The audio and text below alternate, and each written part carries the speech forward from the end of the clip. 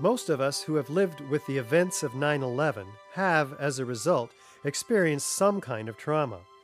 It can be very difficult to come to terms with what actually happened at the World Trade Center.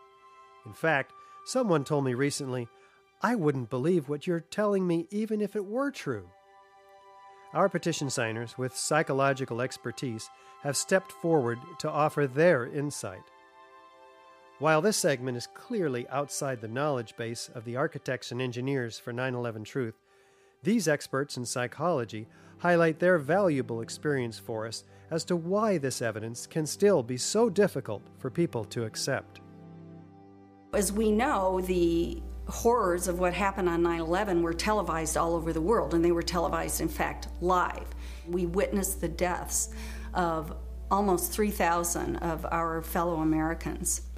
We know this had a very severe and traumatic impact on a majority of the population. At this point, we have 9 years of hard scientific evidence that disproves the government theory about what happened on September 11th, and yet people continue to be either oblivious to the fact that this information exists or completely resistant to looking at this information.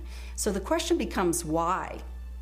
Why is it that people have so much trouble hearing this information? From my work, I think we would be remiss not to look at the impact of trauma. Many people respond to these truths in a very deep way. Some have a visceral reaction like they've been punched in the stomach. To begin to accept the possibility that the government was involved is like opening Pandora's box. If you open the lid and peek in a little bit, it's going to challenge some of your fundamental beliefs about the world. If we can think of our worldview as being sort of our mental and emotional home, I think all of us will do just about anything to defend our homes, to defend our families. And so I see that with people, and I saw that with myself when my brother tried to talk with me about it, of don't mess with me, don't mess with my home, don't mess with my comfort with how things are. About a week later, I read a lengthy article by Professor Griffin about why he believes the official account of 9/11 cannot be true. And it was a very well-researched article. It was in my office at the time. I sat there and I felt my stomach churning. I thought maybe I was going to be sick.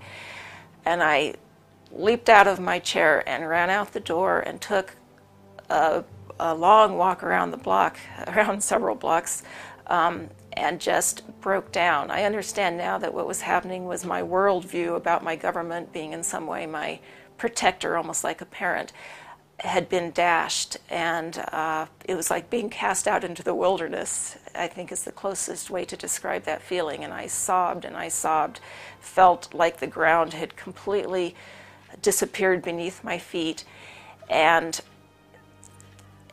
I knew at some point during the walk that I knew that I was going to have to become active in educating other people about this, that for me to retain any sense of integrity, I was going to have to take some action. I couldn't just let something like this go. When we hear information that contradicts our worldview, social psychologists call the resulting insecurity cognitive dissonance. For example, with 9/11, we have one cognition, which is what the official story of 9/11, what our government told us, what our media repeated to us over and over, that 19 Muslims attacked us. On the other hand, we have what scientists, researchers, architects, engineers are now beginning to tell us, which is that there is evidence that shows that the official story cannot be true. So now we've lost our sense of security. We are starting to feel vulnerable. Now we're confused. 9/11 Truth challenges the beliefs that our country protects us and keeps us safe, and that America is the good guy. When your beliefs are challenged, fear and anxiety are created. In response to that, our psychological defenses kick in, and they protect us from these emotions. Denial, which is probably the most primitive psychological defense, is the one most likely to kick in when our beliefs are challenged. And it's a very, very uncomfortable state to be in. And eventually our mind shuts off. Just like when a computer is overloaded, our minds get overloaded. We can't handle it anymore and we shut down. And what some of us will tend to do is deny the evidence that's coming our way and stick to the original story, the official story, and to try to regain our equilibrium in that way.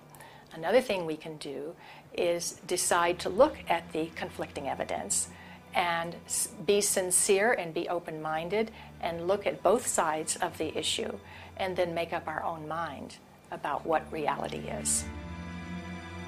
Here are a few of those spontaneous initial reactions to hearing the contradictory evidence about 9/11. I don't want to know the truth, or I'd become too negative and psychologically go downhill. I'm not sure I want to know. If this is true, then up would be down and down would be up. My life would never be the same. They say, this is the way the world works, and I'm convinced this is the right way the world works.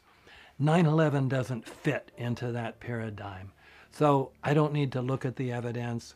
Fran, I refuse to believe that many Americans could be that satanically treasonous. Someone would have talked. But these are beliefs. They are not scientific facts. But these beliefs do keep us from looking at the empirical evidence. Whenever we say, I refuse to believe, we can be sure that the evidence that's coming our way is not bearable and that it's conflicting with our worldview much too much. As I thought about all of these responses, I realized that what is common to every one of them is the emotion of fear. People are afraid of being ostracized, they're afraid of being alienated, they're afraid of being shunned, they're afraid of their lives being inconvenienced, they'd have to change their lives, they're afraid of being confused, they're afraid of psychological deterioration, they're afraid of feeling helpless and vulnerable. And they're afraid that they won't be able to handle the feelings that are coming up. None of us want to feel helpless and vulnerable. Healing comes through facing the truth, experiencing it, allowing the feelings to come in, so that if there are feelings of fear that perhaps these events were caused by something that we haven't thought about yet, dark elements within our society, for example, we'll let that come in and explore it. Let the light shine on whatever happened. This will be the most healing process. The Germans did this after their war. The South Africans did this after apartheid. Reconciliation through the truth is what is a deep path to psychological recovery from the myths and lies around which this historic event has been cloaked in the official view. One of the ways to deal with the trauma is to find the answers. That's why I think it is of such importance to have a comprehensive investigation. To work together to expose what happened, regardless of where the evidence takes us. That's what we expect in our state government, law enforcement. I think that by putting science together with the law, we will have a psychological healing around the impossible cognition that has been produced on that day. After World War II, part of the way that Jewish people honored the dead was by making sure that the truth was known and that the value of these people was respected. Not pursuing the truth about 9/11 disrespects the value of the life of the people that died. Thinking that we're above such things, that it could happen in other countries, but it couldn't happen here, that's a lack of humility, and that's excessive pride. And so not being able to see our dark side or our weaknesses is the most dangerous thing. A feature of American history that makes us particularly liable to this pride is this notion that's called exceptionalism, that America is the exceptional nation. And that began from the beginning. As this country was formed, the people would say, well, there was so much evil in the European countries, so much cheating, so much lying, so much using the people for the rulers' purposes, but not in America. We have leaders that are free from those sins. So I think this has made 9/11 particularly difficult for Americans. So we need to understand that questioning is patriotic. Questioning is what we're supposed to do as citizens. That's our duty. One thing that has become important for me personally is to educate myself, is to take responsibility. There's that wonderful quote from Mahatma Gandhi where he said that we must be the change that we wish to see in the world. When we come to the national level, when something like 9/11 happens, we need to be sure that we have a real investigation into who the perpetrators are, and then we need to be sure that those perpetrators are held legally accountable. It's part of the healing process on the individual level as on the collective level. We need the truth in order to heal.